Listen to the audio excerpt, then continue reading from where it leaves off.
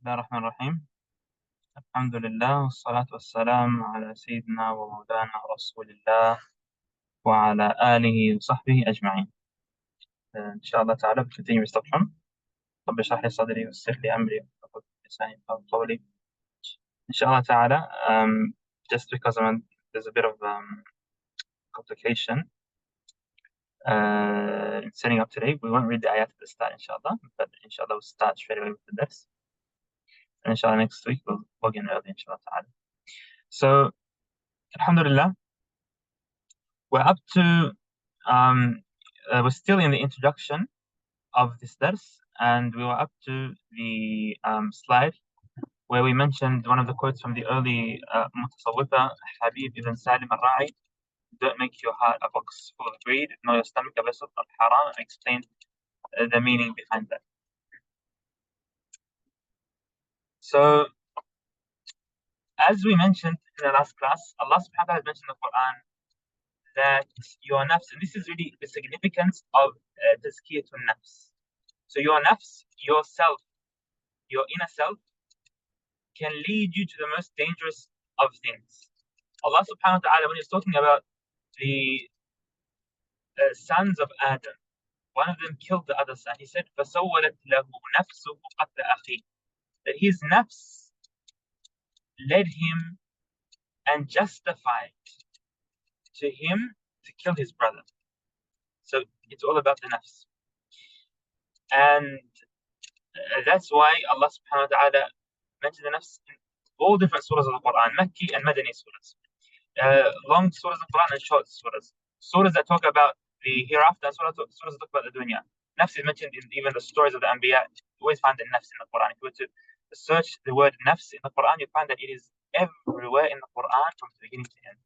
And the longest oath Allah subhanahu wa ta'ala in the Quran is when He swore by the nafs. وَالشَّمْسِ وَضُحَاهَا وَالْقَمَرِ إِذَا تَلَاهَا وَالنَّهَارِ إِذَا جَلَّاهَا وَاللَّيْلِ إِذَا يَغْشَاهَا وَالسَّمَاءِ وَمَا بَنَاهَا وَالْأَرْضِ وَمَا طَحَاهَا. These are all different creations of Allah that Allah is swearing by. It's the longest oath in the whole Quran. And then He said, وَنَفْسٍ وَمَا سَوَّاهَا. He swore by the nafs of the son of Adam. Now, if we were to think about it, and to really think about the reality today, most du'at and most preachers out there, we find that, we hear a lot of talks telling us not to do haram, not to swear, not to look at haram, not to deal with haram. And you find that the people complying are very minimal. Not many people comply to what they hear on the minbar on a day of Jumu'ah, or what we hear in a lecture. You find the Shaykh screaming out there and telling people, all these things that they have to do and have not to do. And at the same time, we still find that people don't comply. People need to be reminded every single day and they still don't get it. Why is that? The reason is that all we are used to hearing is do and don't do, do and don't do. And really, the one who is leading you to do and not to do is your nafs. Without focusing and without working and doing a lot of inner work and development on your nafs is not going to change. All you're doing is you are just being a bit cautious because of your being scared from the outcome or the people or whatever it is, but your nafs is still the same. It hasn't changed. Once the nafs doesn't change, nothing is going to change. There's going to be no inner motivation, no proper motivation, and no proper understanding of what is dangerous and what is not, and what is not dangerous. That is really the importance of the nafs. That's why Rasulullah said that. And before we get to this, so as we're going to mention, inshallah ta'ala, that actually we mentioned this in last class, that you are made up from your heart, so qalb, and your mind, which is the aql, and then your nafs, which is your soul, which is the ruh, and then your physical body. Now, physical body is led by these inner parts of your body, and your ruh or your soul, you can't really control what it does. Your soul is pure by itself, and it only reacts to what Allah subhanahu wa ta'ala teaches it. So your soul itself is able and capable of reaching high states of understanding from Allah subhanahu wa ta'ala. But the issue is when there is barriers blocking your soul from receiving. So once we pure our heart and our mind and our body, our soul immediately will start to progress in its ranks towards Allah subhanahu wa ta'ala. Your heart is the one part of your body that leads all of these other parts to reacting and to being pure. So once you have good intentions in your heart, and you don't want other than Allah subhanahu wa ta'ala, and you work on removing all the illnesses of the heart, your mind will start to have good thoughts also. So whatever we feel and we want in our hearts are usually what affect our mind and how we think. Our thoughts are what lead us to taking action. So our mind is what makes decisions in our life, and then our body follows that. So everything goes back to your heart, and that's why Rasulullah said, "Ala fi jasadi mudghah, ala wa inna fi jasadi mudghah, idha salahat salaha al-jasadu kulluh, wa idha fasadat fasada al-jasadu kulluh, wa huwa al-qalb." There is a vessel inside your body. If it was well, the whole entire body will be well. This is why the focus on the heart is so unique and important, because your heart is the leader of your nafs. Your nafs is all of these four parts together. What leads that is your heart, and everything else is a reaction to your heart. Your soul will react to your actions and your state that you are in and receive from Allah subhanahu wa ta'ala. So it all comes down to your heart. That's why Jalaluddin al-Rumi says, بني توضأ بماء المحبة توضأ بماء المحبة فإن صلاة حاسد لا تجوز. But my son, wash yourself, make wudu with love before washing yourself with water. For prayer with an envy heart is not permissible. If your heart is ill and sick, your ibadat and your actions towards Allah subhanahu wa ta'ala are not going to be 100% correct. They will have a lot of issues with them. There would be a lot of shirk in it. You will be doing things for Allah subhanahu wa ta'ala and for other than Allah subhanahu wa ta'ala. So Tazkiyah, just to make Tazkiyah a bit more simple, Tazkiyah, when it comes to your nafs, imagine your nafs as a small little plant, that is planted in the soil. When a plant is a baby, it needs a lot of care. So you need to water the plant. Watering your nafs would be all of the dhikr and ilm and studying and understanding that you come to.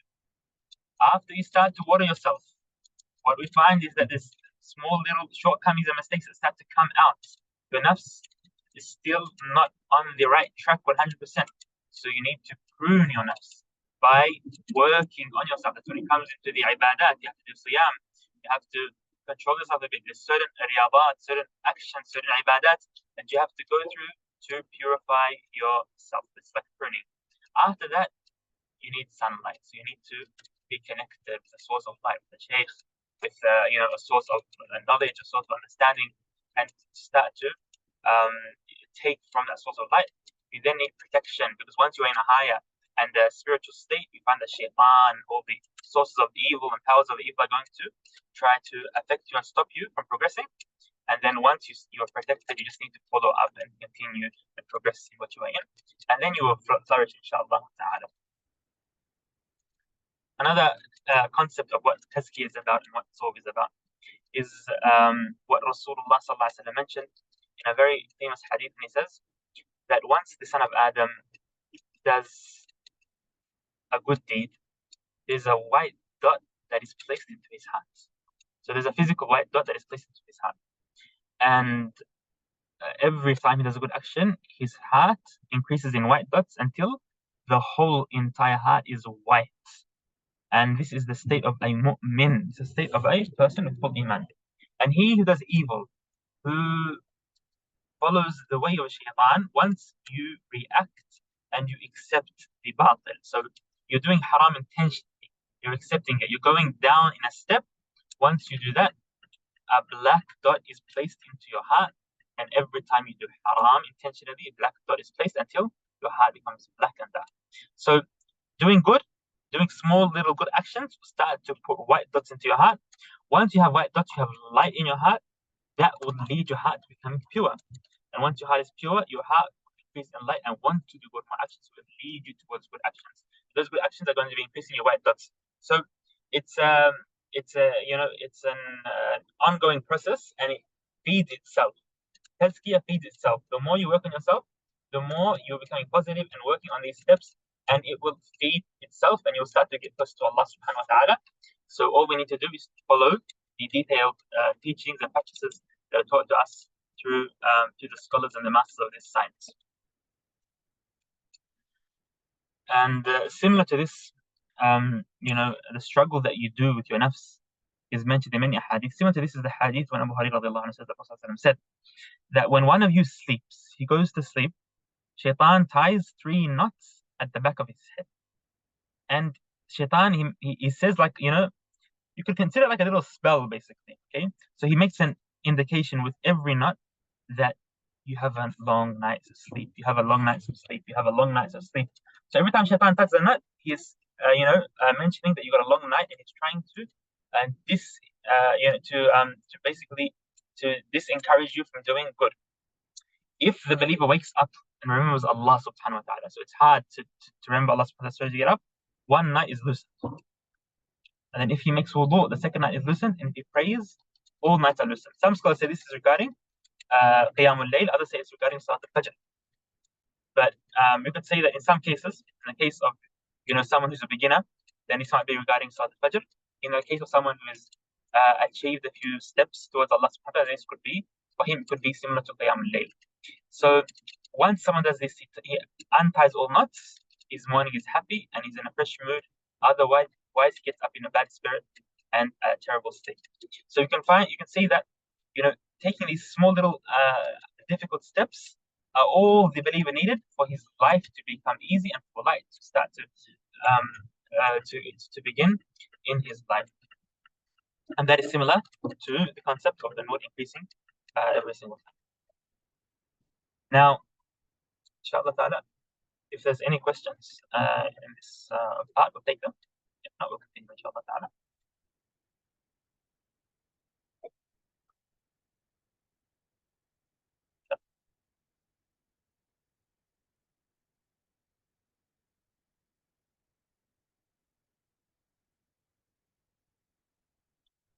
No questions?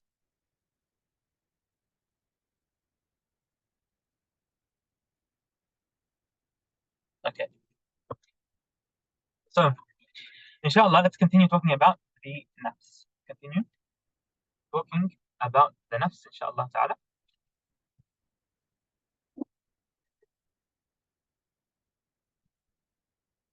So, the nafs has different states and stages.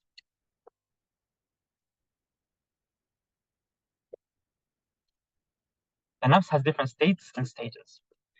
And most of these stages are mentioned in the Quran. So Allah subhanahu wa ta'ala in the Quran, when He mentions the nafs, the scholars of this science, they brought together all the ayat that talk about nafs. And they found an interesting concept, and that is that Allah subhanahu wa ta'ala mentions that there are different levels of the nafs. The nafs could be in multiple different states at different times. So Allah subhanahu wa ta'ala has named these different states with different names. So every stage, every time you reach a milestone towards Allah subhanahu wa ta'ala, it's called, that is considered one stage of the nafs. Inshallah, brothers, I just need to have a break for 1 minute, inshallah.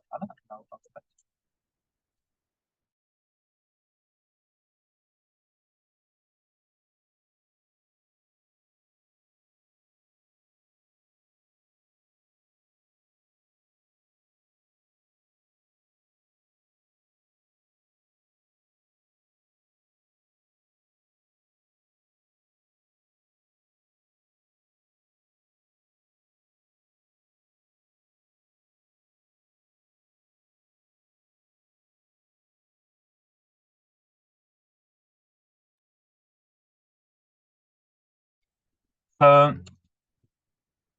in Tasawwuf, in the detailed stages of Tasawwuf later on, you find that the Shaykh would usually take the person through these different levels of nafs. So you find that the Shaykh in one stage, he would be making you work on the nafs al-ammara bis-su', the nafs that is evil commanding. And subhanAllah, in another stage, he would be taking you through an-nafs al-lawwama, the blaming self, and other types. And there's certain adhkar and certain methodologies to overcome every single stage. But generally, just for a simple explanation, when the nafs, when the soul, when the inner self is commanding you to do bad, so you are naturally led to do bad, to do wrong, then this is known as nafs al-ammara bis-su. So in order for you not to do bad, you have to literally fight yourself. You're in war with your inner self to not do bad. This is known as nafs al-ammara bis-su. So the evil commanding self. This nafs was mentioned in Surah Yusuf. Okay. After that, so most Muslims, inshallah, are not in this state when it comes to the commandments of Allah subhanahu wa ta'ala. So maybe someone who is very, very, very far away from Allah subhanahu wa ta'ala, they don't pray, drinking alcohol, doing haram all the time, that would be nafs al-ammara bis-su. Okay? Once you start to have a direction in life, you start to basically want to do good and still have an urge to do bad at the same time. So there's that conflict inside you, then that means you are at the level 2, which is known as a nafs al-lawwama, the blaming self. You have both good and bad inside you, and you have the urge to do both. The third level is a nafs al-mulhama. Nafs al-mulhama. So the urge inside you to do good is led by the inspiration of an angel of Allah subhanahu wa ta'ala. And the inspiration to do bad is led by the waswas, the whispering of a shaitan. Okay, so the good ideas that you get in your head and the bad ideas you get in your head come from either an angel or come from a shaitan. Okay, now your nafs reacts to that and sometimes gets used to it and follows up according to that. But generally, they're led by these two forces. As Rasulullah mentioned, that there's an angel on the side of every one of us, the right side, and there's a shaitan on the left side of every one of us. This is mentioned in Surah Qaf also. So, once you start to react to the good inspirations and ignore the waswas from the shaitan, then your nafs is inspired. It's a mulhama, okay? And if you continue to react to the good inspirations, then you turn into al-mutma'inna. So you are steady and stable, and you are calm when it comes to your relationship with Allah subhanahu wa ta'ala. You no longer react to the bad. Okay? After that, not only being stable, but actually being happy with Allah subhanahu wa ta'ala and enjoying your relationship with Allah subhanahu wa ta'ala is a nafs al-radiyah. And then with Allah subhanahu wa ta'ala being happy with you is a nafs al-mardiyah. And after that, a nafs al-kamila is the perfect, purified self and the best of selves. Now, these levels are a spectrum. It doesn't mean that in one morning you'll wake up and turn from an amara bis-su to al-lawama, and the next day to mulhama. It takes time, and sometimes you'll fall behind. And sometimes you would be in between two states. Another important thing is that sometimes you might be in a very high level when it comes to your compulsory actions, fard al-ayn. It comes to doing the wajibat and not doing haram. But in your relationship with Allah subhanahu wa ta'ala, in your additional actions and sunnah actions, you could be very low and very way behind. So the goal is to reach the 7th level, both with sunnah actions and compulsory actions. And of course, to reach the highest level in sunnah actions, it needs a lot of work. It needs a shaykh to, of course, guide you through those stages. Usually, inshallah, when it comes talking about khalwa and those steps, inshallah, we'll go into more details about an anfus al-sab'a and the detailed steps towards this, inshallah.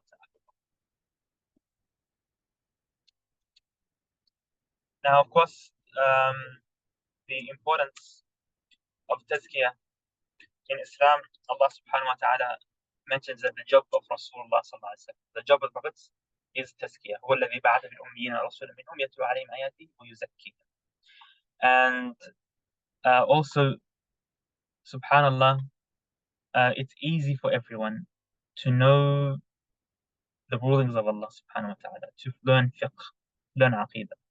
But to have a good connection with Allah subhanahu wa ta'ala and to be aware of your self shortcomings is a common shortcoming. Not many people are good at this. It's hard to perfect this. Okay? And self-development and working yourself means nothing if your inner self is destroyed. So you need to work on your inside in order for your outer self to actually progress.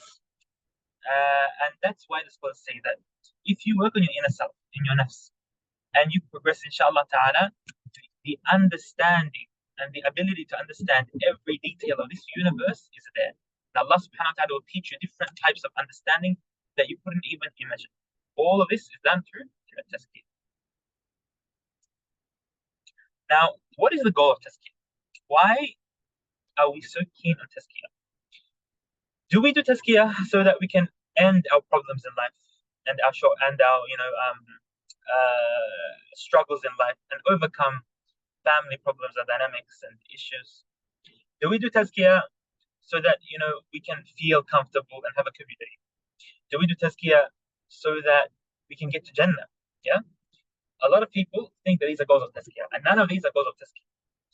The only goal of Tazkiyah is to be a slave of Allah subhanahu wa ta'ala and to worship Allah subhanahu wa ta'ala. Or in other words, to please Allah subhanahu wa ta'ala. So your goal in Tazkiyah must be Allah subhanahu wa ta'ala, or be ibadah, be worshipping of Allah subhanahu wa ta'ala. Anything that falls under ibadah is also considered a goal. So taqwa, being aware of Allah subhanahu wa ta'ala, that's a goal. Islam, being a proper Muslim, that's what a proper worship of Allah subhanahu wa ta'ala. It's a goal. Having proper iman, proper faith, it's a goal. Ihsan, of course, doing everything perfectly is a goal.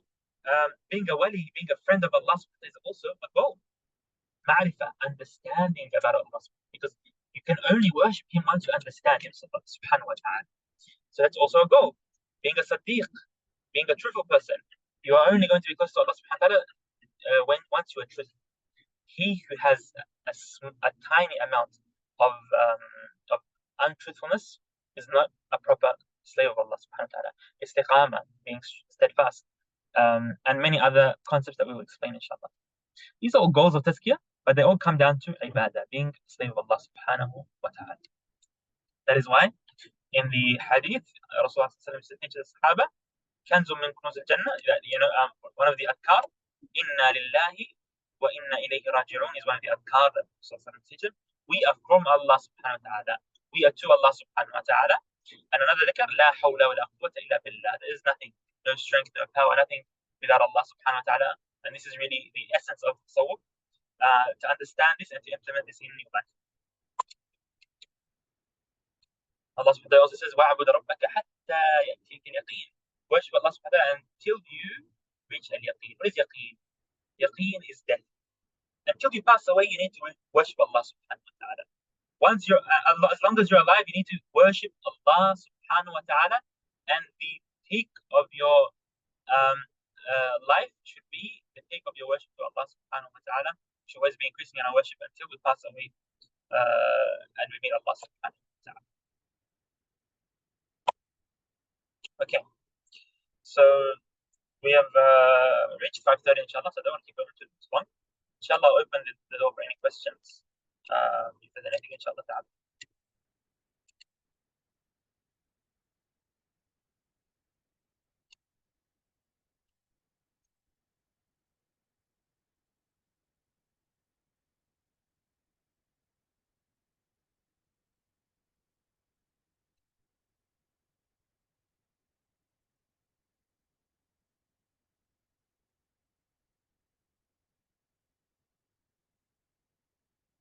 Okay, so I think there's no questions. Inshallah, it's all clear, brothers and sisters. Brother Naqib, welcome to the new brothers, mashallah. So we have a few new brothers just joined, inshallah. So Brother Naqib, Brother Naeem, Brother Khalid, mashallah, and of course to all the remaining existing brothers, of course, Nada, Aisha, Ada, and Bassam. May Allah bless you all, inshallah ta'ala. Inshallah, the brothers who didn't attend, next week we'll see them, inshallah ta'ala.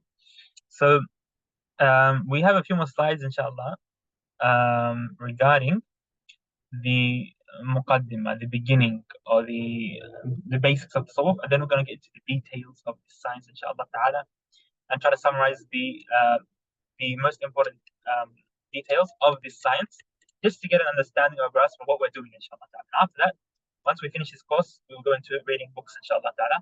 التصوف بارك الله فيكم وصلى الله على سيدنا محمد وعلى اله وصحبه سبحان ربك رب العزة عما يصفون السلام على المرسلين